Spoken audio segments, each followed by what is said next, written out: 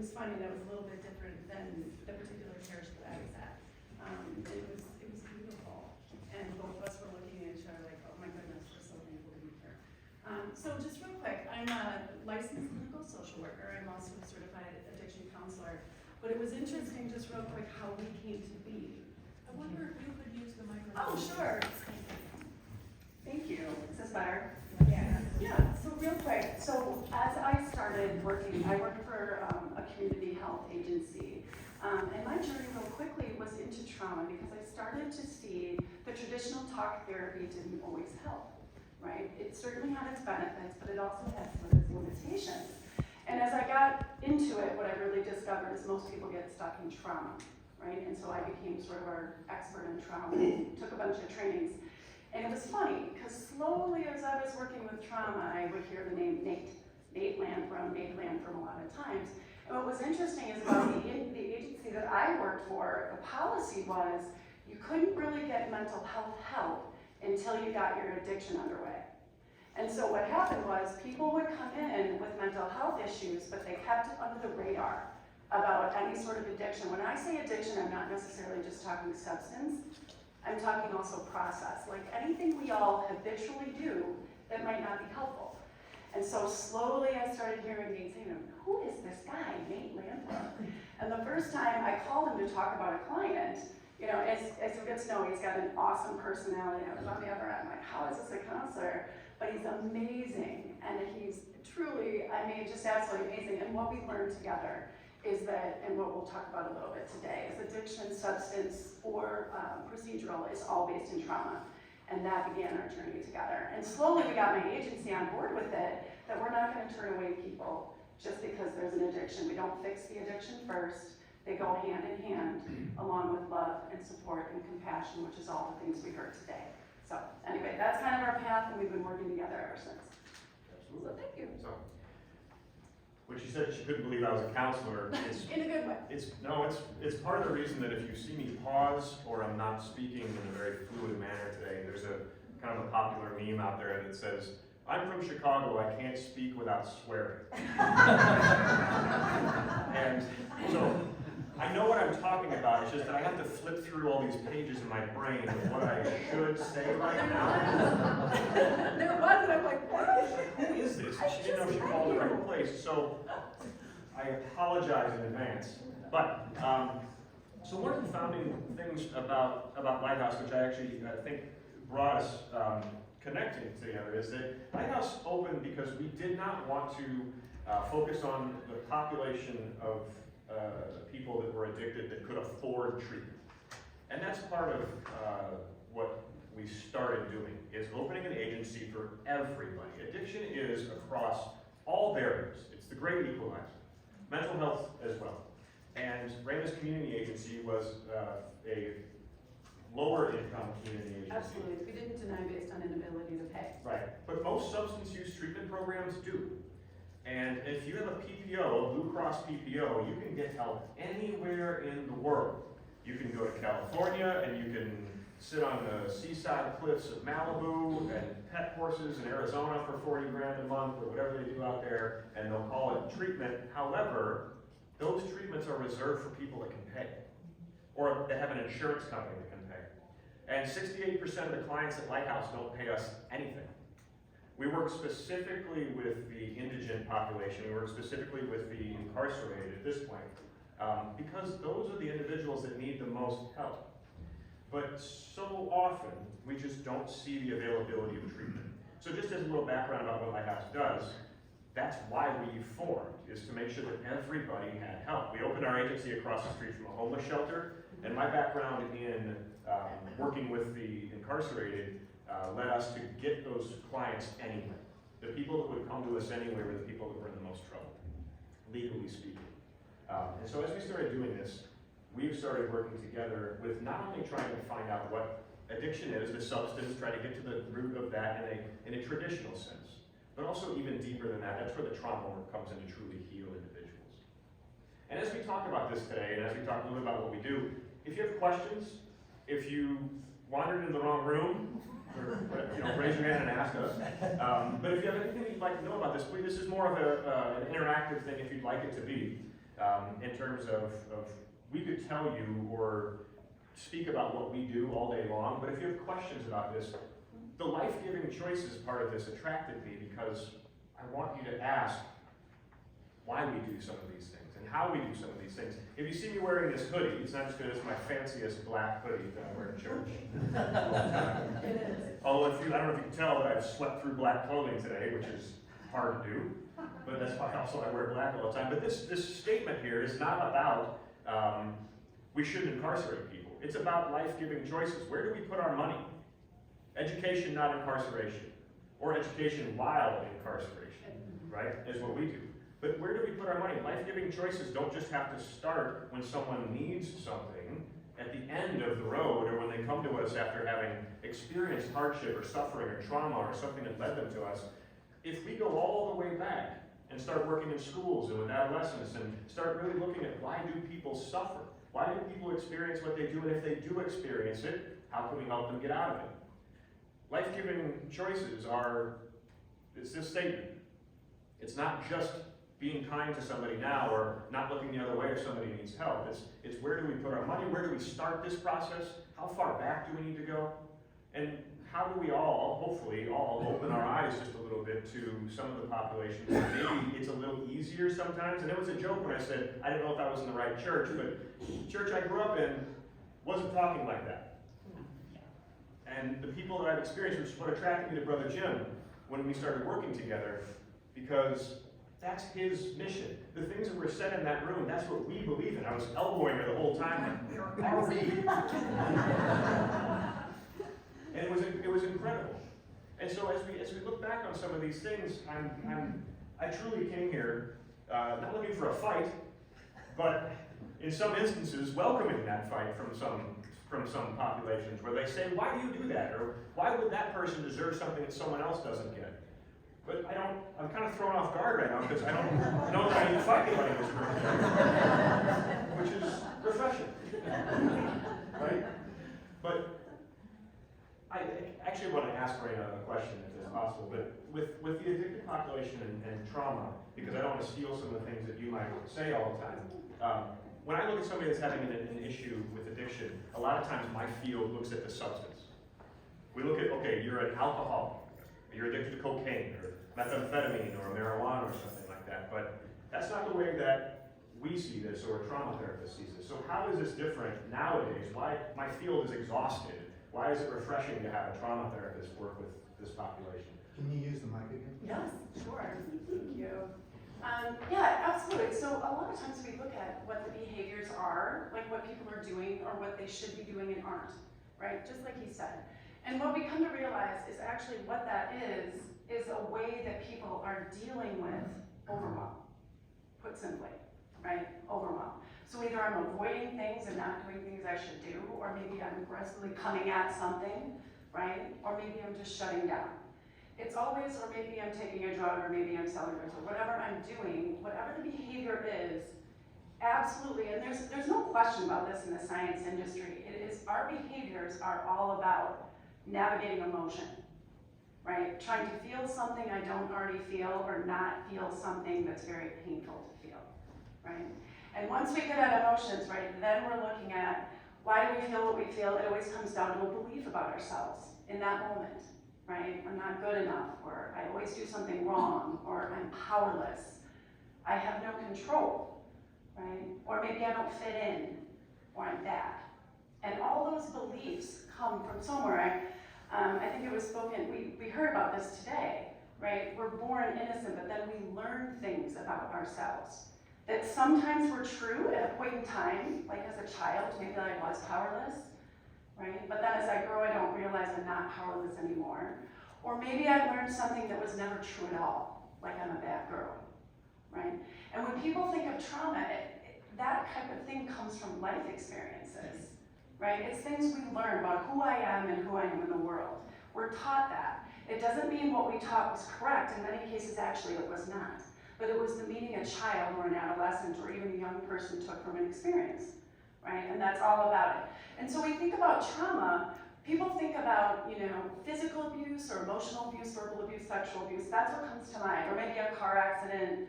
And all those things are trauma for certain. But what actually we see more often than not is the good things that should have happened to a person and didn't, right? The good job. And that doesn't come with bad intentions. You know, like a lot of times as a parent, I can fill books with all the mistakes I've made, right? But I'm well-intended. And I think that I just personally believe people have good intentions, right? Parents, we do the best we can.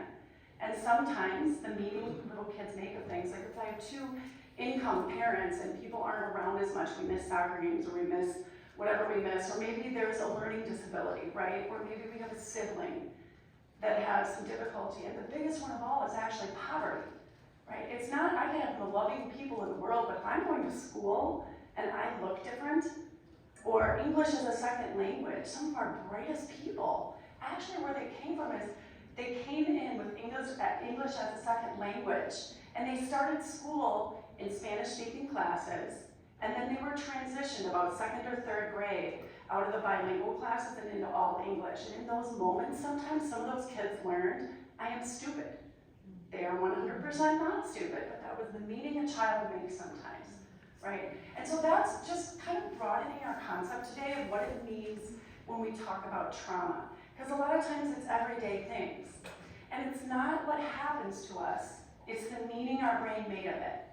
And one of the beautiful things about working with this population is one of my favorite things about my job, right? Is when we first start working with somebody, and they are, generally speaking, the hardest critics on themselves in the jail. I mean, it may not seem that way because we all are protectors, but when you really get down to it, right, they're usually the hardest on themselves. And when you start to actually uncover what I was doing and why I was doing it, they begin to really realize, oh my goodness, this is where this came from. It doesn't mean I'm not accountable for what I did, but now I can start to have compassion for the reason why I did it, right? So I was running this group, I will never forget it. It was one of a pretty well-known criminal actually in Aurora. And he was coming in, he was talking to me, he was a drug dealer, gang dealer, I mean, he has committed a ton of violent crime. He was absolutely a drug dealer. At this point, we're not even denying it, right? And he sat down in my group, and we were talking about, like, when did all this begin, right? And we're starting to learn these things. And he was like, well, and I said to him, and this is what we always say to people, what was good about what you were doing, right? Not what's bad about it, what's good about selling drugs. And they think it's a trick question. It's 100% not. What was good about getting high? Well, I got relief. Or what was good about selling drugs in this case? It gave me a sense of power. And he was powerful. Now, using that in a way, admittedly, wasn't helpful, but it was about power. And where did that come from? Well, I guess there was times where I felt powerless in my life. And I said, and you could see it. You could see him light up in this moment, and then the tears came in. I mean, this is a big, dangerous guy, and the tears come to his eyes. And I said, do you mind sharing with the group? Is that okay? And he said, sure. And he said, well, what came up when you said that is he was 10 years old, right? He was the oldest of 20 kids, his mom, no men in the family, just moms and aunts. And they had raised enough money to buy pizza for him and all his cousins. And he was the oldest cousin at 10. And he had been given, you know, the job of going down and getting the pizza, and he was super excited. And he ran up the stairs and he dropped the pizza. And in that moment he picks it up, and there's Band-Aids and hair and whatever else is in it. And all the kids at the top of the stairs are angry with him. And he talked about his mother being so angry with him. And in that moment, he learned, and the meaning he made of that experience is, I will never again let down my family, and I will never again be in this position to not provide. And he was 10, and the next day, he started selling drugs. And when we look at it as a 10-year-old, I mean, just with love and respect to all of you, my response was almost admiration. Like, that really was, at that time, pretty adaptive for a kid to be able to support. And then we start to think, and then what point, though, as Brayna, do I start to judge that person? Like, what started out as something he could do with good intention because he was a powerless kid, then crosses over. And I'm never in any world advocating for some of the behaviors, but what I am saying is when you start to really understand where they came from and why, it's to fill a human need, because we're all humans, and we do it differently.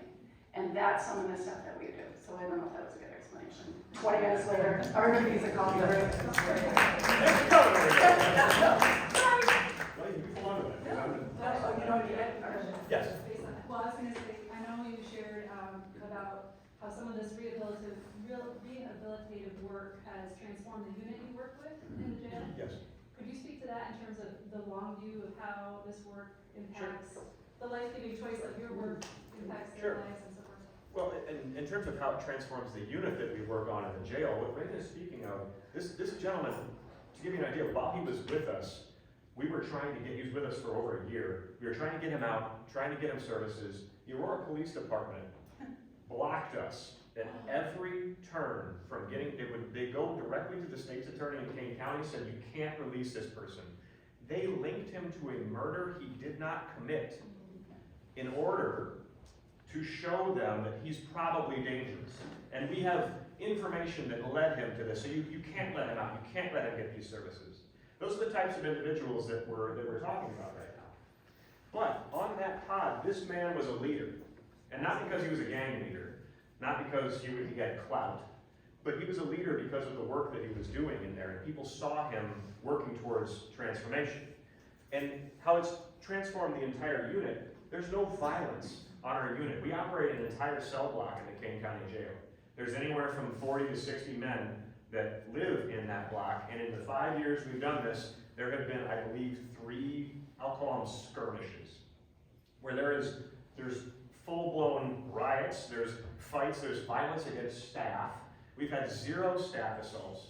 We have no violence on our pod as we're doing these types of things, because the individuals we're working with are really genuinely trying to work towards transformation, and there's so many carrots on so many sticks for them that we provide. And hopefully that answered a little bit of your question. And as we're doing this work, it's not just to provide people that, oh, we should give this to them because they've never had it before, we should just work with everybody the same way. We watch this actually work. We watch people that have never had anything just wait for the opportunity to cry. Grown men, violent men, wait for the opportunity to sit there and say, I didn't have this, and this is why I do this, and now I'm being treated differently because people are seeing me, and then we watch the population transform. So with that example, and a lot of times also it's the way people are, the way we respond to our men and women that we work with, because what does happen quite a bit on our pod is they're workers, and so they work in the kitchen. And sometimes these people are gentlemen, and well, the women don't, the men do. What they do is they steal things sometimes, like little things like a salt packet or a sugar packet, right? And they come back, and the staff sometimes in the jail gets very upset. Your program doesn't work, right? And of course, we can understand how that would be the way that they might see this. And what we've done is try to help them understand, as well as the men that are doing it. It's not about the salt packet, but that's a perfect example, right, of how it makes no sense to steal a packet of salt. But that's the point. It's not about the salt. It's not about the behavior. It's about what's under it. And what it allows is us, because they're not fighting, they're not getting kicked off. It's a salt packet. So now it's, what was that about for you? And here's what we hear. It's not fair. So-and-so gets this and I don't. Okay, now that can be traced back. Powerless. Or, I don't feel like I'm respected in here. So-and-so is saying this to me, and it's a behavior, right, that helps in that moment feel less powerless. Or to deal with the disrespect. You're dealing with overwhelm in a behavior that doesn't make any sense, right? And that's the point. And that's the beautiful thing, is it's not about the behavior. Nor if we came back and punished, that doesn't mean there should never be punishment. It just means punishment alone doesn't work. And there's lots of statistics about that. And again, I want to say this. I'm not saying there should never be punishment. What I am saying is punishment without any sort of service or understanding of why you did the behavior in the first place will only result in a repeat of the behavior more often than not. And so that's the point, is we start to deal with it and they're like, oh, and I'm like, what was it about in that moment? Oh, I wanted what I want. I can never get my needs met. And I say, how old is that for you? When is the first time you felt I couldn't get my needs met? When I was 3 years old. And there it goes. It was a seed that was planted at 3. I can't get what I want. And over time, we develop behaviors to feel like I can, because all of us want to feel like we can get what we want. But some of us have had the opportunity to learn different ways to get it, right? And so that's the point, is it's what's under the behavior. And one of those behaviors we see, obviously, is addiction. Yeah. And one of those things that we addictions specialist, lack of a better. Expert, actually, Mark. In 4 counties, Thank you. technically. As a person that works, I'll use the term professional loosely, but as a person that works in this field, we see those things that happen to people at a younger age, and it doesn't always have to be associated with, hey, I was 10, this happened. But we see those people at a younger age that develop into individuals that can't always handle what life is doing to them now. And addiction is a lot about escape, or it's a lot about feeling something, this is words that she's telling me, feeling something you don't feel, or wanting to feel more of a thing that you don't. And over time, it becomes a thing, you do it for a reason at the beginning, but over time it becomes something that has a physical dependence to it. Mhm. And it changes the way our brain chemistry is. And for people to sit here and listen to this, we love that you're here, and hopefully here with an open mind and open heart to hear some of these things, because addiction is something that's probably touched a lot of people's lives in this room. I know it did for me. I grew up with an alcoholic father, and I grew up thinking that if I was important enough, you wouldn't drink as much. And there are people in our lives that have used substances that have hurt us deeply. They've hurt us emotionally, sometimes physically, and they've appeared like they don't care. But as we start to understand the behavior that's under these things, then we can truly see that that's not them. That's not the person that I love. That's not my father. That's not my son, my daughter. And we can start to have compassion for the individual and maybe treat them differently. Instead of throwing them out of our house, or shutting the doors of a church, or saying you can't come here, or you can't work here, or you can't do these things, we can look at this as something that what we've tried to do in the addiction world since the late 50s and early 60s, which is treat this as a medical condition that needs to be treated in the same way that we do diabetes, hypertension, heart disease, the things that have the exact same relapse rates, or some cancers. And we would never in a million years tell somebody that started smoking again to have a recurrence of cancer, or they started eating differently and having a recurrence of a diabetic episode. We would never shun them or shame them or treat them the way that we do our addicted population. Or the people that are addicted or trying to get a need met by stealing or by robbing somebody. And again, not to justify behavior, but to explain it. And to explain it allows us compassion. Right? Most particularly for them for themselves. Yes, absolutely. So, we could literally talk about this all day long. And we have people who might have questions. And by the way, I grew up with Southside Chicago Harley Davidson family, so I got you with the link. Good, so everybody close your ears for a second. What do you do when somebody is not interested in reprogramming their mind or educating themselves? What do you do then? So our program is a voluntary program in the jail. So we're speaking a lot about in the jail, but we both do work in the community as well. Lighthouse Recovery has 450 active clients in the community and right now operates their own private therapy practice. But for this specific reason, we'll just talk about the jail population. We offer so many carrots initially on so many sticks, including something like a microwave. Yeah. Huge deal. They can't have warm food there because people would abuse that privilege and use it to harm other people. But we have a microwave. We work with the state's attorney's office to allow them credit towards a Department of Corrections sentence. If you work in our program, not only do you get what's called day-for-day credit, which means that if you serve 365 days in jail already, it goes towards that year in prison, but we offer an additional 5 days per week. So 365 day for day plus 5 extra days per week. If you know you're going to prison, come to us and work with us anyway. We start there, and we do a rules group when they first get there. And Raina does this pretty well, where we do it in different ways. But Raina does this pretty well, where she helps them understand, we know you might not be here for the right reasons right now. But sit in our rooms, in exactly the same way you might go into that hall right there and not know what you're going to hear. But if you go in with an open mind, an open heart, open ears, or I believe what would soften the heart, right? That's something you say all the time. I'm looking up there and like, did you call somebody? Our hearts are hardened, but if we come into these rooms and if we go that with an open mind, that's what we help people get right off the bat with those carrots. And then through the process, you will listen to me eventually. You will hear her, you will feel her eventually. And then people kind of come around, they see what everybody else has and they want it. Yeah. I would say the same thing. The only thing I would say is oh, sorry, yeah. No, fine. Oh, sorry. Sorry. So I think that's true. A lot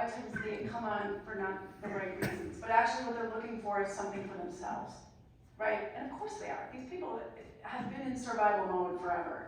And so what they find though, and usually, to be honest with you, it's after listening, we co-lead groups and then I have my own, but as you can imagine, I mean, he is captivating. And more often than not, they're really not on board with like kind of what we're doing at first. And then there'll be a group he runs, or there'll be something he says and it'll grab. And then they'll start to explore.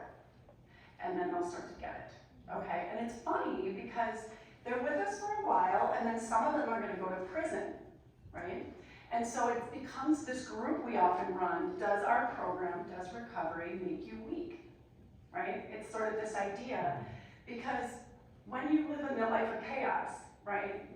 And that can be just emotional chaos, that can be internal chaos. My emotions aren't okay, I'm not okay, whatever that is. We develop parts of us to manage it, and sometimes for many of our men and women, there's a very big aggressive part that kept them safe, that kept them alive, right? Didn't always serve them well in the long run, but those parts, and so we start to help them understand that that part's never gonna go away, but what we want is to be able to understand it and manage it. And that just gives you self-mastery for life. And they get on board with that. It's never going away. When you're actually in a crisis, it'll be there, but the key is, are you actually seeing today in the lens of today, or are you seeing it in the lens of yesterday, where you really weren't safe? And so we have these protectors out. When you start to calm and find safety, even with someone, when you look at them on the outside world, would never have been safe for you, including me. Look at me, I don't, I'm a clinician, but then when you can find safety and you can calm down now, you can start to realize maybe I'm not always in the danger that I perceive myself to be. Does that make sense? Yeah. So we allow it as well. Yeah. And in dealing with addiction also, there's so much shame and so much, and stigma is one of my least favorite words, just because when people talk about reducing the stigma, a lot of times it's well-intentioned, but also it's kind of all they can do, which I think there's more to do, but at least there's something, right? So, but there's so much shame involved, so when people come to us, we provide an environment, whether it's in the community or the jail, where they don't have to feel that. And sometimes they felt that from family, they've definitely felt that from their community, from law enforcement sometimes, and we want to make sure that while they're going to start listening to us, they feel cared for, they feel loved. So many of the things that I've learned working with Brother Jim and loving everybody and forgiving everybody and these kinds of things, like it has direct implications to the work that I do now. They feel love, they feel compassion, and they maybe haven't felt that. So. Yeah, there's a little phrase I always say, connection before correction. You have to connect with someone before we correct them, or they're probably just gonna not hear it at all. Right. Do you have a question? When people have been through your program and been successful and served their time incarcerated, what happens when they get back out into the real world? Have you seen success? Of course. Well, first of all, we treat them for free for the rest of their life. So if someone comes to us from our jail program and they put their time in, we will never charge them. We have a board-certified addiction specialist doctor, we have a nurse practitioner, we have the best therapist I've ever met. We've got 18 staff at Lighthouse Recovery. You will never pay for anything as long as you need it. So, which is why we're so grateful to some of the people in the community that helped us along the way. But when people return to the environments that created them, we see cracks in not only what we've tried to do, what we have done. And just last night, a gentleman, one of the first men I worked with, almost 9 years ago when I opened Lighthouse, called me high out of his mind. And it's so heartbreaking sometimes when they were doing so well. But when you return to that environment and the thing that created all of those things, sometimes what addiction treatment does is it gets you to the next place, but then says, okay, you're good now, right? And that's where healing through therapy can come in as well. So we offer services, and we will continue to offer services, and we link with, like the list of things you guys had with is it the social justice arm of this? Maybe runs that. Oh, okay, great. Yeah, It's amazing. justice. The outreach into things like that. So housing, jobs, the sheriff's office that we work for has 46 job sites from Aurora to Elgin that will hire you and not look at your background. We make sure they get jobs, we make sure they get housing, we make sure they still feel cared for. And what we just did in King County, the sheriff and the state's attorney and I and one of the state reps pushed a bill through the House that allows the Department of Corrections to house an inmate back in the county jail of origination for up to a year at the end of their sentence, so we can do all their reentry work. Because if you leave prison, you're given $20 and a bus pass, and you're said, you just go do your thing, hope it works out, and you have been traumatized more in that facility than you maybe ever have in your entire life. Absolutely. And it reverses everything we've done. So that's a long-winded way of saying we keep helping. Yes, ma'am. I learned years ago, I had Dr. Phil Walsh, and he worked, I think, with the Joliet prison, and he studied body chemistry and all, and you're nodding, because you know about that. Anyway, that was mind-blowing, that, like, in the adult non-prison population, a certain profile of body chemistry and, you know, could be trace elements or whatever it could be, this one profile might be 12% in the general population, where it might be 75, 80% in the prison population. I was wondering if you have a nutritional or a type, any kind of services or help in that way, because I've been familiar with a number of other things. Sure. That's really important. So something, Lighthouse is accredited by an agency called the Joint Commission, and they provide accreditation for the largest hospital systems in the country. And I foolishly, when opening Lighthouse, I was like, I want that accreditation. And it is the largest pain in the butt that I've ever experienced. But one of the things they make us do during our assessments is we evaluate, and they check this, and if we don't do it, I get in trouble. But they nutritional assessments, we do chronic pain assessments, we do all of those things, and since Lighthouse operates on a hub and spoke approach, we have them right now, but we have community connections. And so we do work with individuals that need that service, that we refer out to those services, whether or not it's through a community agency or through an individual therapist, or even just a nutritionalist if they're needing to have that specific thing. Yeah, I'm nodding, yep, sorry. I'm nodding because, yes, and actually a lot of my groups, we sort of talk about this, and so there's kind of two ways I would respond to that. One is your body is chemistry 100%, and when we're in a fight or flight mode, when we're in that kind of like activated mode, it's stress chemicals, adrenaline and cortisol. That's what's actually happening to get your body ready to run away from a perceived danger or to come at it. That wreaks havoc on a human body. Our bodies are not intended for that. Or if we're in a freeze state, there's other chemicals that go through your body. And over time, your body does not like what it doesn't know. So if it knows that fight or flight state, that chemical, that rush, living a peaceful life becomes unsafe and uncomfortable. There's a saying, children raised in chaos become adults who are triggered by peace.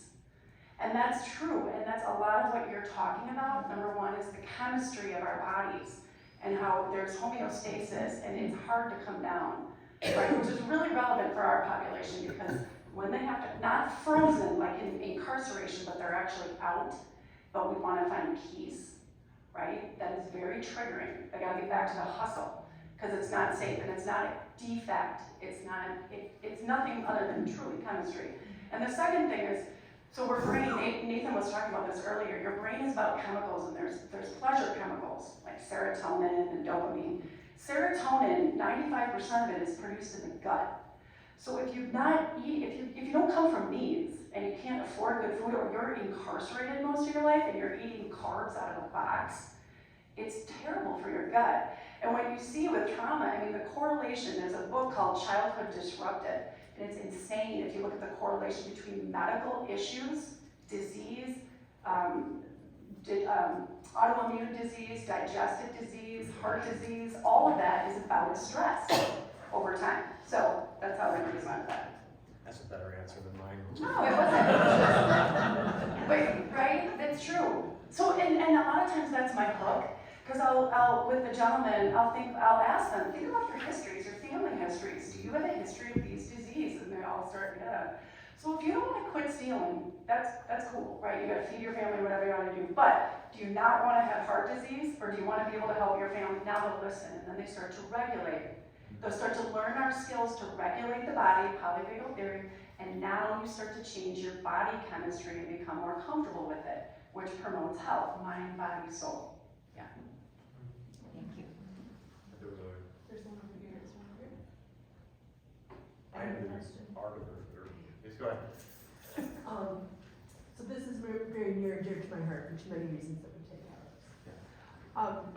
But you mentioned all the work you do with them. You mentioned the gentleman that went back into his environment and relapsed. So I belong to a 12-step program, an anonymous program, Al-Anon, Friends and Dads for Alcoholics, for over 30-some years. Do you take time, is there a system that takes time to talk to these people, the family members? Because it's really hard when you have such, and you're not at a place where you are. I'm there most days of the week, but it's really hard to understand that we're all just human beings being human. I could go on forever, so. Of course, yeah. Oh, that was beautiful. So beautifully said, and that's like, even just the way that you asked the question, that touches into a fraction of the emotion, right, that people experience as a child or loved one or friend or family member or someone suffering like this. So thank you for asking that. And I'm sorry that that's something that your heart feels. But Oh, it's good, it's learning, I'm learning, I'm Right. growing all the time. as we go through this, so first of all, yes, of course we do. And what we tell people in the jail, especially people that are in the jail, if your family members are suffering while they're home, they're our clients also.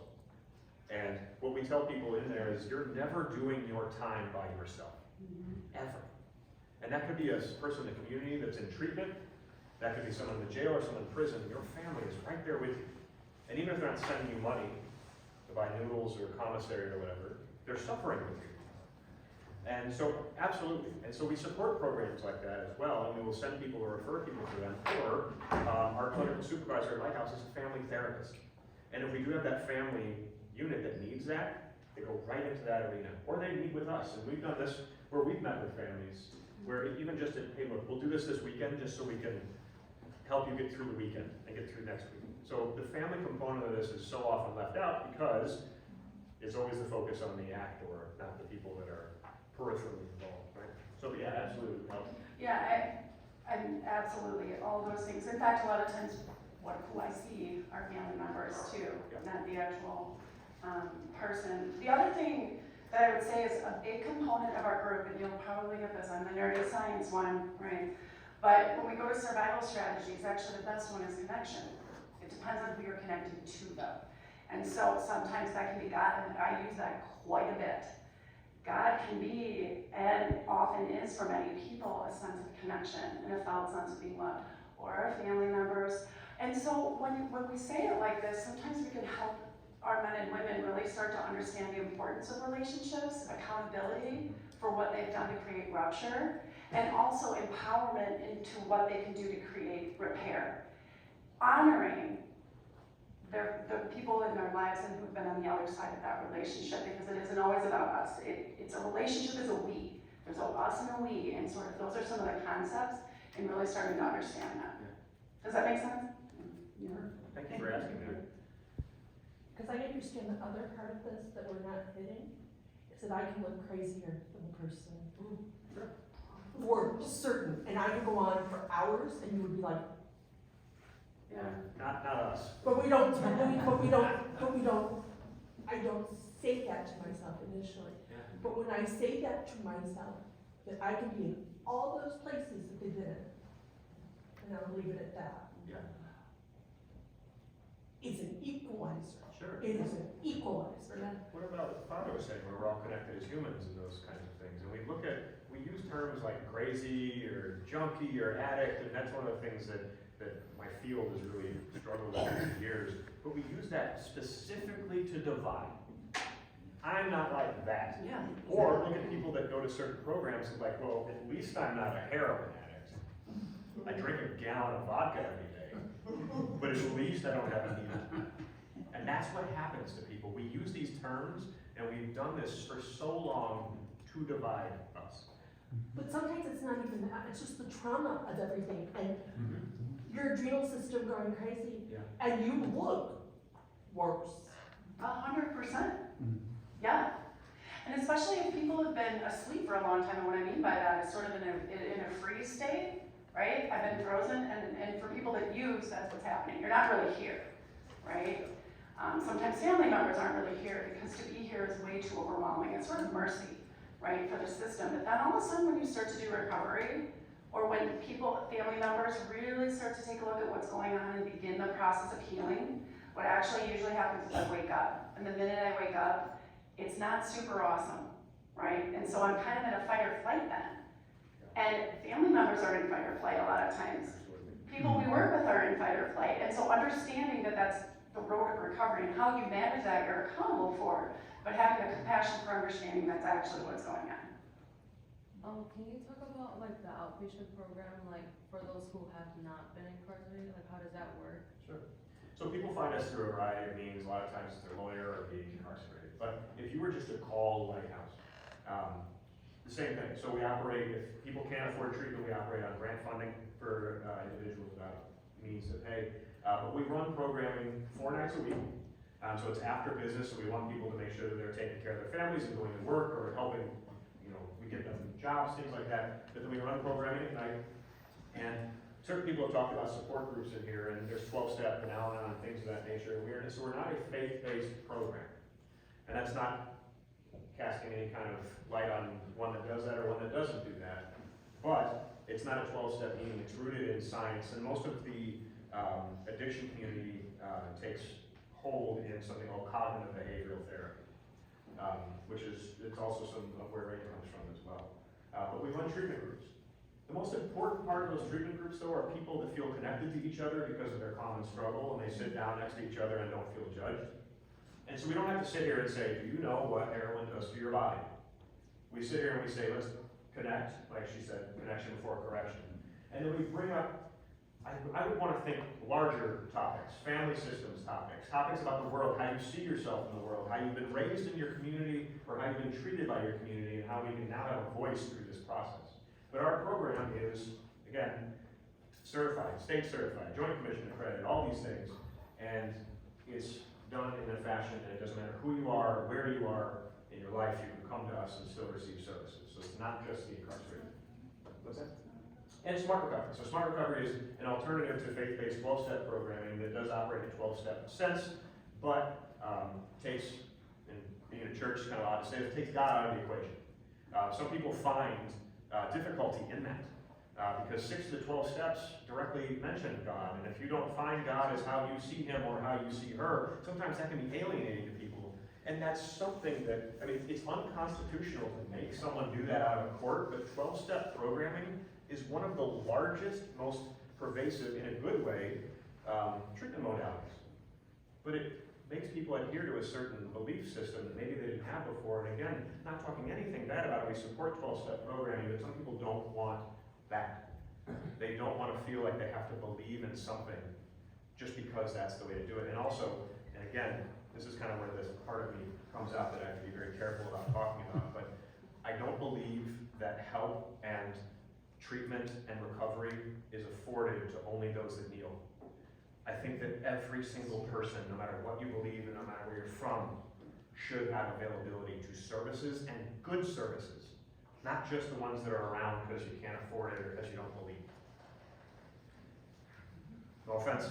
No. Okay. Totally agree. So Smart Recovery groups are going to start in the afternoons. We just hired another clinician, and we're doing them out of the Lighthouse office. So we have programming at night, we have Smart Recovery in the day, we've got case management and all those things. So it's a full-on treatment center. Are there any other questions? Yes, sir, in the back. Not so much a question. It's really kind of a big journey that brought me into this room, not by coincidence. You could call it providence, I suppose. I'm actually a Lighthouse alumnus. And I will say that during the heart of the pandemic, when I was in Lighthouse, it kept me sober. And that was hard to do because we all struggled with us, and addiction thrives in isolation, and the opposite of addiction is not sobriety, it's connection. Johann Hari, Exactly. Chasing the Scream, Rat Park, there's a TED Talk. Everything you think you know about addiction is wrong. Check it out. Shortly after I got out of Lighthouse, I lost my sister to addiction. We know the staggering statistics, it's over 100,000 a year. And she went to the west side, she thought she was getting heroin, you know, she had opioid addiction. She ended up being fentanyl instead. She was behind my niece, who's now in 3rd grade. At the time she was just started 1st grade. And so I did have a relapse after that, but I just recently hit a year sober. And I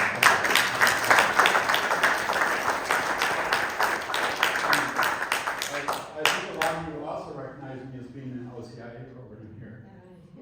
And that's the connection to a higher power piece that I've been missing, because I tried to live my life with self-will and thinking that I knew everything, and I tried to make myself my own God of sorts.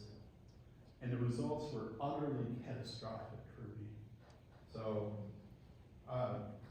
Nate is by far one of the best clinicians, directors, therapists. You wear a lot of different hats, and I have so much respect for you, what you do. And when I saw the flyer, I was like, Nate, right? I was in OCIA class just now, and I had to make sure I stopped in here afterwards. So,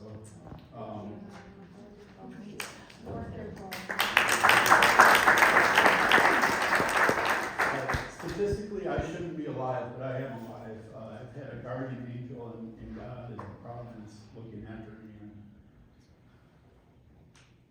my sister's life and her loss is not going to be in vain.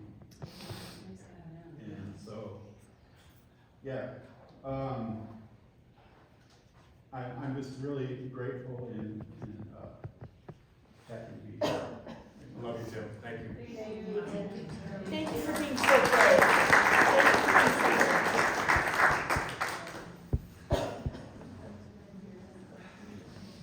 Sorry, sorry. I've had a 12-step program question, but you've already answered it. Well, you're welcome.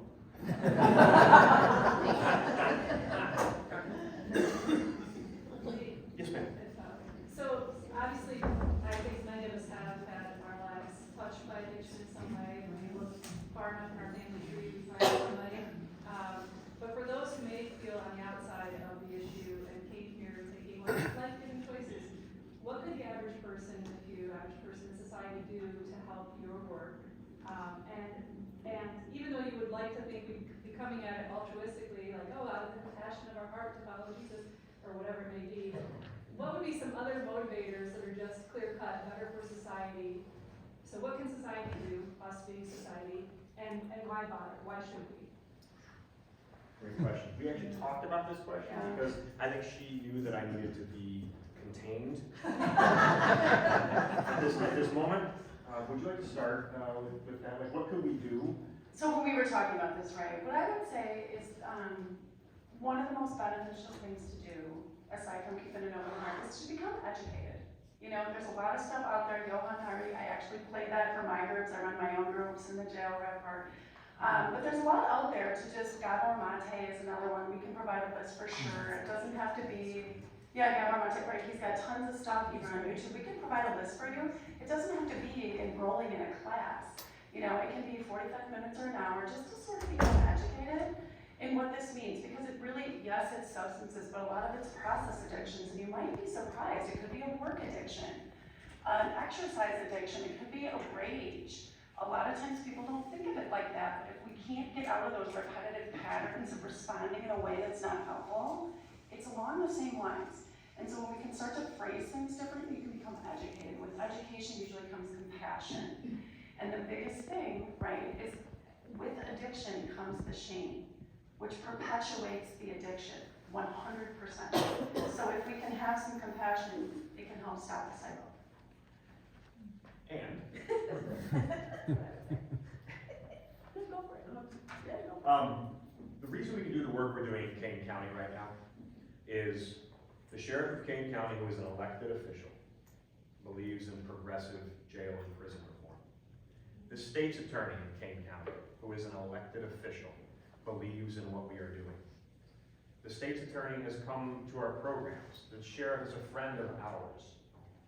The state's attorney is a friend of ours. The people that believe in what we do, we don't have to ask someone for permission anymore. I've been working for 20 years for this moment, which is why when I said there I was humbled to be here. It takes a lot to humble me.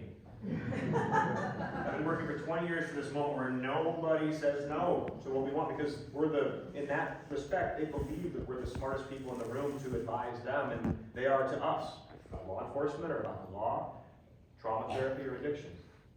I have to say this in a sort of careful way, but you have to exercise your right and your responsibility to vote. Not just for single issue things. And I know, coming from a Catholic background, there are some people that, if you believe in abortion and you don't believe in abortion, that's how you go to the poll, and that's the only thing you think about. We are so polarized right now because that's just, we can put blinders on and say, well, I did this because I believe in that one thing, when there are certain people that not only, maybe at best, shun the least among us, but at worst, despise them. And some of those people are running for office, not only in your community, but at the highest levels of our government.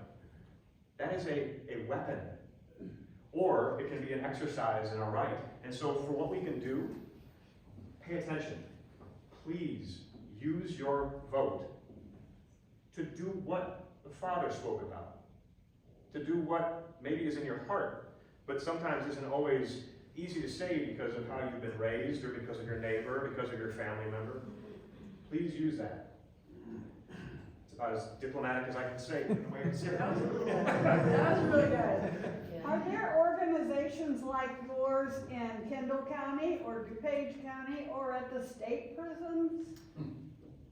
State prison is tricky because the Department of Corrections is, now I'll get off the diplomatic thing, one of the worst run agencies in the state of Illinois. It's atrocious. There are certain programs there, and there are people trying to help. We actually just met with the director of programs this week, who is bringing the people back to our jail. DuPage County operated what was called the JUST program for a little while, where they do addiction treatment, they do treatment in the jail. So the Kendall County Jail actually gives us all of their women inmates so we can treat them. We house those. Just the women? Just the women right now, right? But it's a glacial pace when we're talking about politics and progressive thought here. But the problem is, we have a pocket of people that believe in that, and some places in DuPage County don't. And I worked here for 10 years. DuPage County does an excellent job of hiding its poverty, and does an excellent job of looking the other way. And so there are people in very prominently elected places that don't want us to see that or do this work. Because there are people that do believe that locking them up and throwing away the key is the answer to society's ills.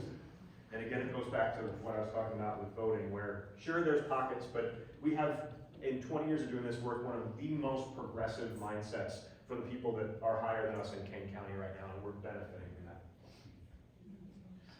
The other thing I would just say is, we talked about Gabor Monte.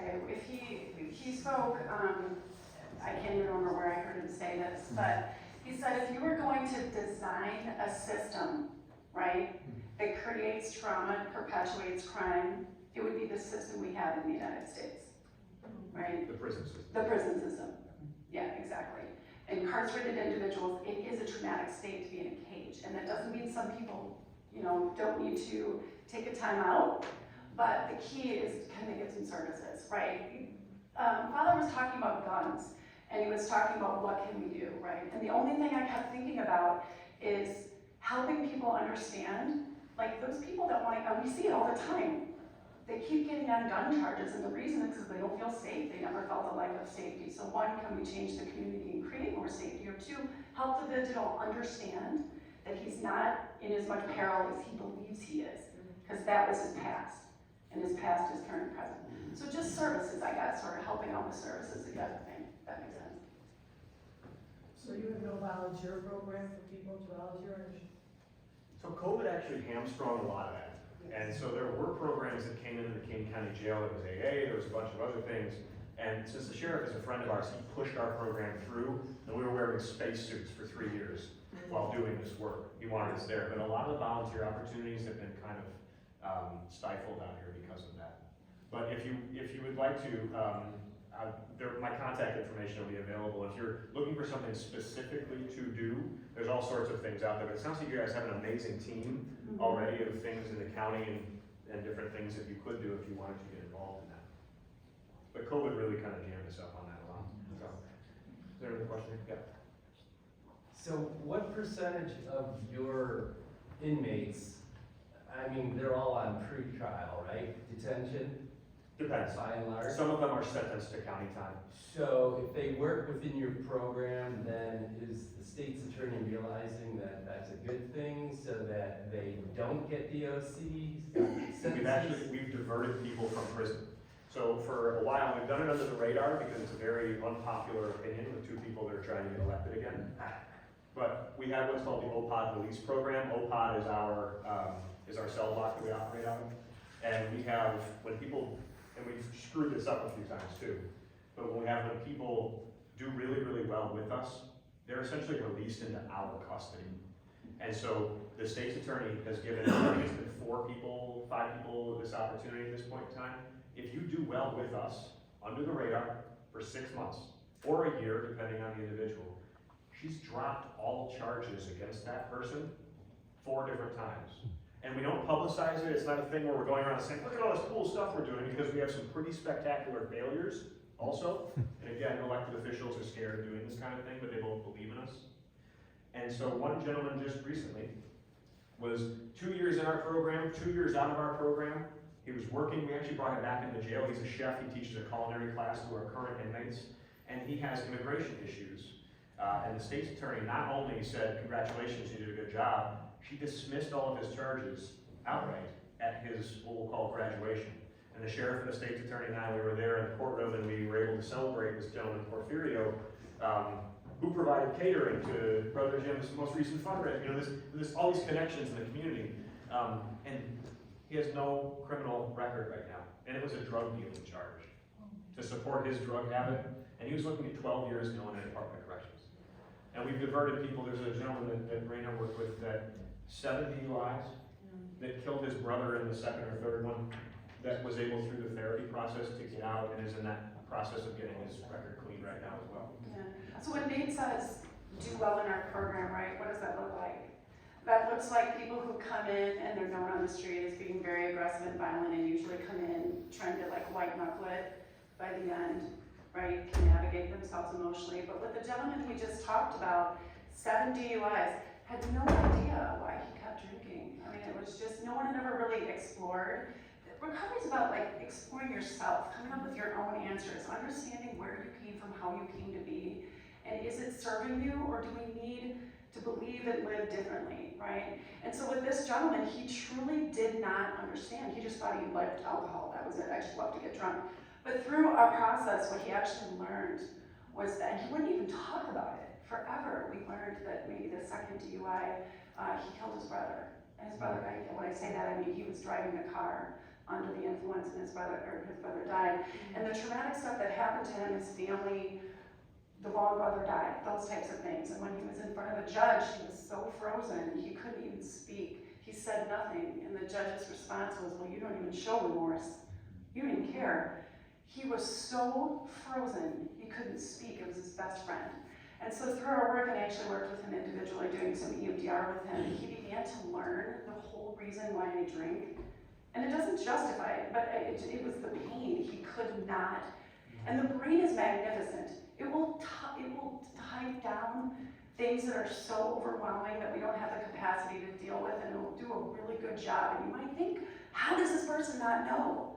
right? We all do stuff we don't know, and it's because we dip it down, right? It was too painful, and once he exposed it, and once he healed from it, and cried, and would sit in group, and heal with the support of other inmates and us, now he could actually spiritually talk to his brother.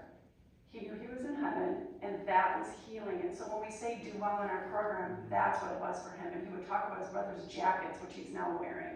And so that's an example of people will ask us, how confident are you this person will never drink again? As confident as one can be about the behavior of somebody else, right? I would bet he would never have had anything to drink again. I don't know if he would have driven a car sober just because he had an ailing mom and he was the only person that could help her. But that's my point, is like that's when we say, did they do well? They uncovered the reasons why they did it and they began to heal. And he's been amazing, right? 3 years sober. Killing it. So, but yes, we're trying different things. We're test driving them. So, Yeah, I think a lot of people don't realize that when you go into the Department of Corrections, which is the greatest misnomer around, there's services are lost. So that bill that you got passed is incredible, where you're coming back to your program after release. Well, not release, but yeah, at the end of technically this- you're right, yeah. It is, and nobody likes it. It took a lot of effort to get pushed.